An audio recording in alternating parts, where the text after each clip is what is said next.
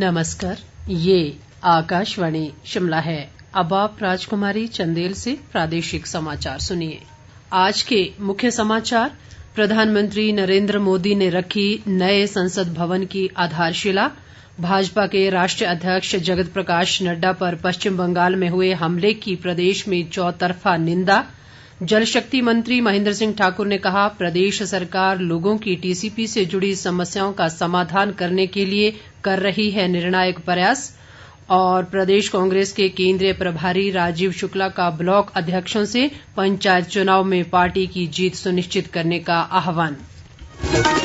कोविड-19 महामारी के खिलाफ देश एकजुट होकर लड़ रहा है। आप भी हमारे साथ सुरक्षा और बचाव के 3 आसान एहतियाती उपायों का संकल्प लें।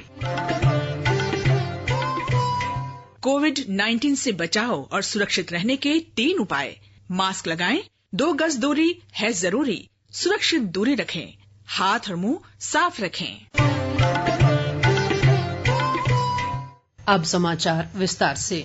प्रधानमंत्री नरेंद्र मोदी ने आज नई दिल्ली में संसद मार्ग पर नए संसद भवन की आधारशिला रखी। इस अवसर पर प्रधानमंत्री ने कहा कि नया संसद भवन एक ऐसा स्थान होगा जो 21वीं सदी के भारत की आकांक्षाएं पूरी करेगा। उन्होंने कहा कि ये आत्मनिर्भर भारत के निर्माण का साक्षी होगा। प्रधानमंत्री ने आधारशिला रखे जाने के अवसर को भारत के लोकतांत्रिक इतिहास में मील का पत्थर बताया। नए संसद भवन के निर्माण पर 971 करोड़ रुपए की लागत आएगी। नया भवन अत्याधुनिक सुविधाओं से लैस और ऊर्जा की कम खपत वाला होगा। नए संसद भवन के निर्माण में हरित प्रौद्योगिकी का इस्तेमाल होगा और ये पर्यावरण के अनुकूल होगा। इस मौके पर विभिन्न धर्म गुरुओं ने सर्वधर्म प्रार्थना सभा की। मुख्यमंत्री जयराम ठाकुर ने वर्चुअल माध्यम से भूमि पूजन समारोह में भाग लिया। मुख्यमंत्री जयराम ठाकुर, पूर्व मुख्यमंत्री प्रेम कुमार धूमल, प्रदेश भाजपा अध्यक्ष सुरेश कश्यप और अन्य नेताओं ने पार्टी के राष्ट्रीय अध्यक्ष जगत प्रकाश नड्डा के काफिले पर पश्चिम बंगाल में हुए हिंसक हमले की कड़ी निंदा की है। मुख्यमंत्री ने आज शिमला में एक बयान में कहा कि यह हमला तृणमूल कांग्रेस की आगामी चुनावों में संभावित हार से उपजी हताशा का प्रतीक है। उन्होंने इस घटना को लोकतंत्र को शर्मसार करने वाली बताते हुए कहा कि दोषियों पर कठोरतम कार्रवाई होनी चाहिए। उन्होंने ये भी कहा कि आज हुए हमले के गंभीर परिणाम ममता सरकार को भुगतने पड़ेंगे। बहुत ही दुर्भाग्यपूर्ण घटना घटित हुई है वेस्ट बंगाल में। लोकतांत्रिक व्यवस्थाओं को वहां पर तहस नहस कर दिया गया है। गुंडा राज वहां पर चल रहा है और भारतीय जनता पार्टी देश की नहीं दुनिया की सबसे बड़ी पार्टी और उस पार्टी के राष्ट्रीय अध्यक्ष के ऊपर हमला करना, पथराव करना और गाड़ी को नुकसान पहुंचाने की कोशिश करना, इसकी कड़े शब्दों में हम निंदा करते हैं। और मैं इस बात को कह सकता हूं कि ममता बनर्जी ने जिस प्रकार का ये कृत्य किया है, जो आगामी विधानसभा के चुनाव वहां पर जो आने वाले हैं, इसमें उसको भुगतान करना पड़ेगा।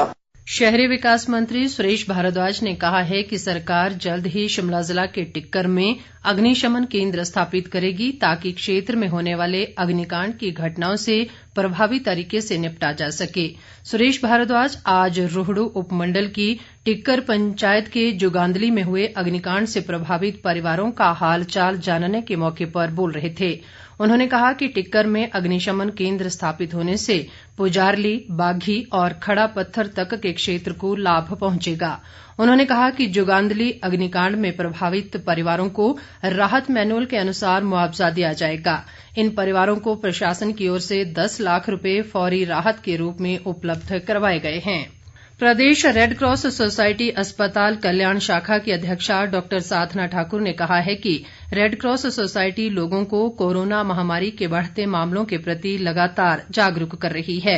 साधना ठाकुर आज शिमला के रिज मैदान पर राज्य रेडक्रॉस सोसायटी द्वारा आम जनमानस के लिए स्वच्छता किट और साबुन वितरण कार्यक्रम के मौके पर बोल रही थीं।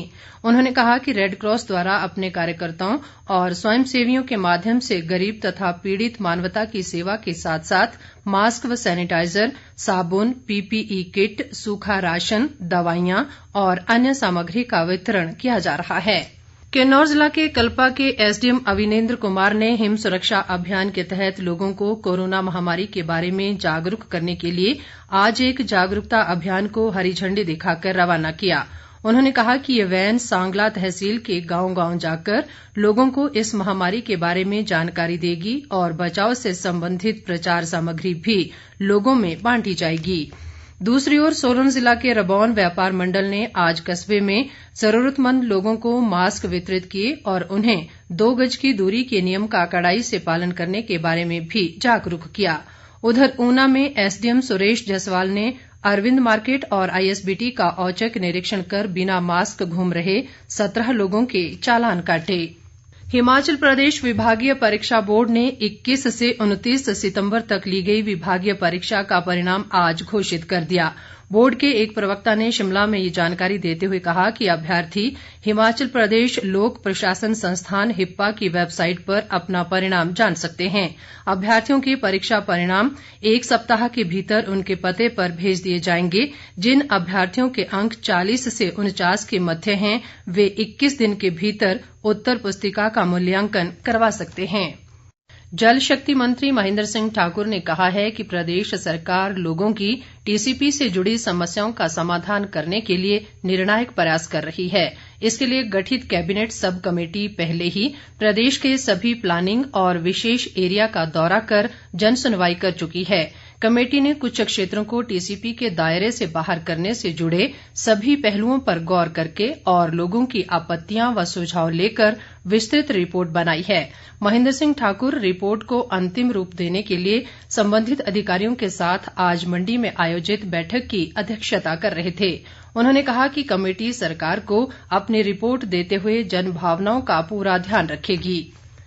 प्रदेश कांग्रेस के केंद्रीय प्रभारी राजीव शुक्ला ने आज वर्चुअल माध्यम से पार्टी के ब्लॉक अध्यक्षों के साथ बैठक की। शुक्ला ने ब्लॉक कांग्रेस अध्यक्षों को संबोधित करते हुए एकजुट होकर कार्य करने का आह्वान किया ताकि आगामी पंचायत चुनाव में पार्टी समर्थित उम्मीदवारों की जीत सुनिश्चित की जा सके।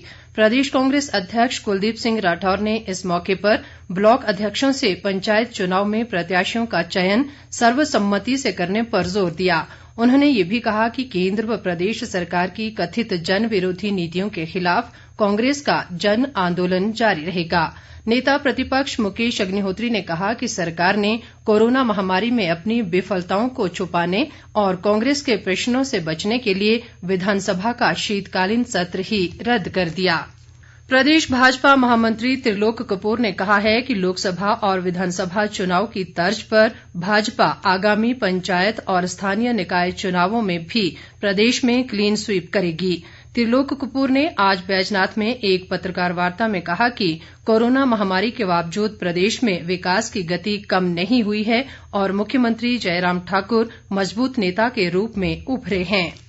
प्रदेश में कोरोना मामलों की संख्या बढ़कर 47,199 हो गई है। आज राज्य में अभी तक 269 नए कोरोना मामलों की पुष्टि हुई है। मौजूदा समय में प्रदेश में कोरोना के 7,431 सक्रिय मामले हैं जबकि 38,966 लोग अब तक स्वस्थ हो चुके हैं। राज्य में आज 310 लोग कोरोना से स्वस्थ हुए। प्रदेश में कोरोना संक्रमण से अब तक 758 लोगों की मृत्यु हो चुकी है। राज्य में आज 3 लोगों की कोरोना से मौत हुई। ये मौतें शिमला, ऊना और हमीरपुर जिलों में हुई हैं। प्रदेश में आज 2,802 लोगों का कोरोना टेस्ट किया गया। इनमें से 2,200 लोगों की रिपोर्ट आना बाकी है। राज्य में अभी तक 5,94,609 लोगों का कोरोना टेस्ट किया जा चुका है। इस बीच भोरंज से भाजपा विधायक कमलेश कुमारी ने आज बस्सी व तरकवाड़ी में लोगों को मास्क बांटे तथा कोरोना के बारे में जागरूकता अभियान चलाया। उधर कोरोना संक्रमण का मामला आने के बाद एसडीएम हरोली कार्यालय को कल तक के लिए बंद कर दिया गया है।